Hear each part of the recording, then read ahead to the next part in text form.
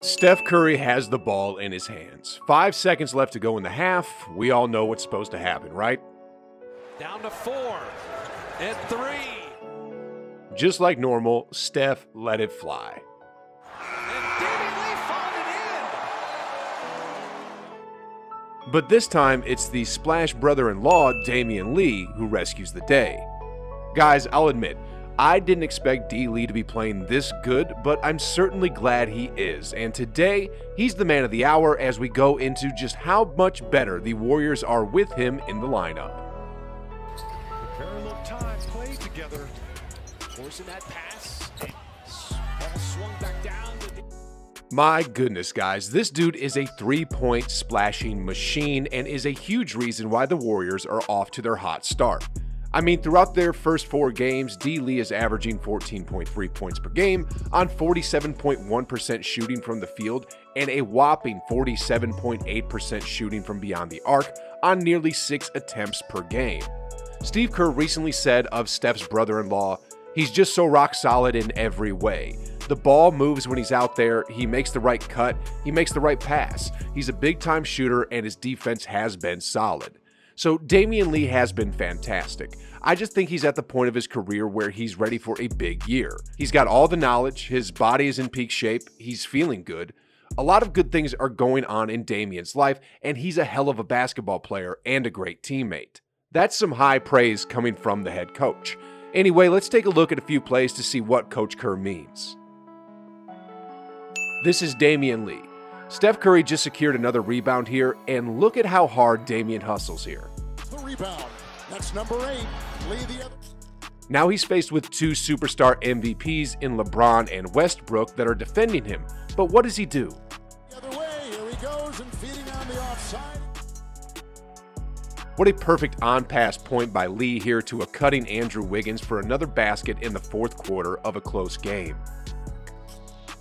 It's not just the passing either. Check out this nice pick and pop that D. Lee does with Draymond. Back out to Draymond Green off the inbound play. Lee retrieved. Last up here, let's take a look at the off-ball movement and three-point shooting of the Splash brother-in-law. This is Damion Lee here standing on the left wing, just chilling out, doing his job, doing his thing.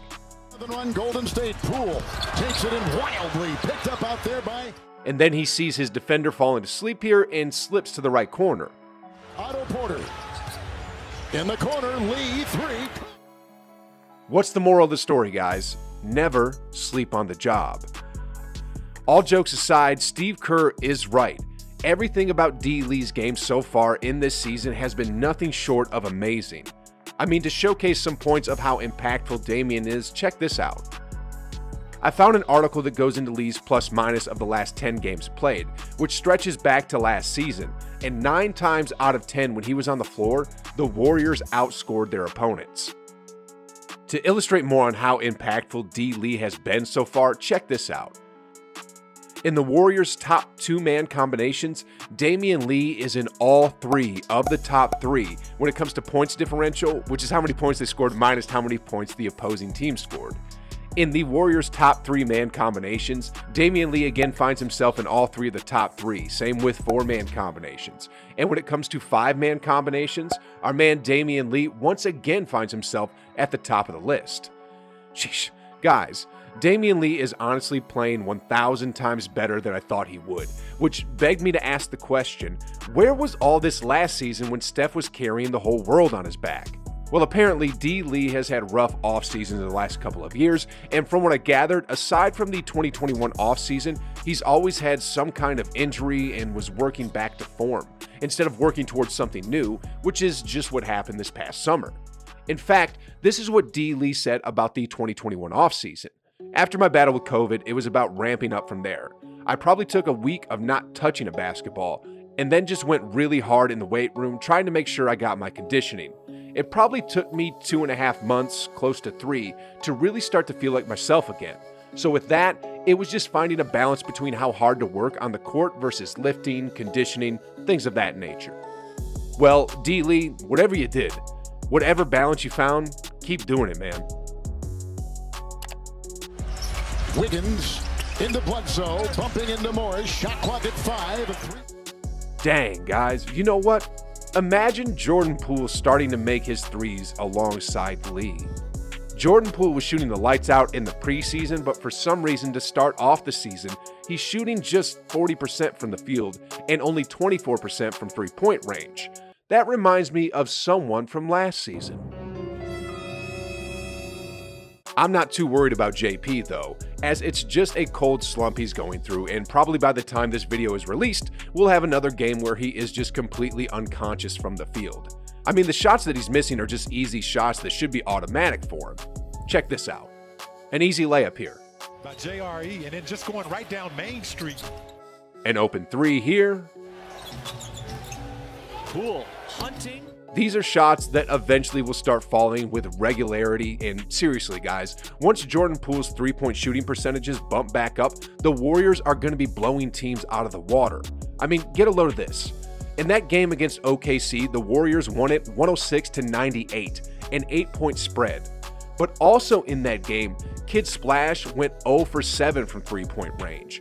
If he just made 2 or 3 of those wide open three-point shots, the Warriors would have easily won by either 14 or 17 points. On the plus side for Poole though, he has been improving a lot on the defensive end of the court so far. In fact, Mike Brown, the assistant coach of the Warriors, recently went on record to say about Jordan's defense, he's hitting home run marks in most of our defensive concepts that we throw out to our team because he wants to get better. He's showing his quickness, he's showing his length, and he's showing his understanding on that end of the floor. Mike Brown further went on to say, I tell him all the time, Jordan, if you can get there on that end, you're looking at an all-star caliber player. That's the only piece that he's missing for a young guy. He's been fantastic. I can't give him enough credit in terms of the jumps and the leaps that he's made on the defensive end of the floor. It's been head and shoulders above everybody else on the team. Let's actually take a quick look right here. 59 points scored in that first. This is Jordan Poole defending the number 6 pick in the 2021 draft, Josh Giddey. Giddey here thinks he has an open lane to the basket, but Poole hasn't given up on the play just yet. Giddey. All I have to say is I look forward to watching how Jordan Poole progresses over the season. I mean, really soon now, these shots are going to start falling, and alongside his improved defense, he really is going to become an all-star caliber player, and alongside both Splash Brothers and the Splash Brother-in-law, the Warriors team is going to be deadly. And speaking of the Splash Brothers, have you ever wondered what the Warriors players, and in particular, the newer Warriors, think of Steph Curry? Yeah, I'm talking about Bjelica, Otto Porter, Moody, Kuminga, etc., etc. Well, I got the video for you right over here where I go over what these new guys think of the chef. It's a pretty big video, guys, so click it, watch it, enjoy it, and like always, I'll see you on the other side.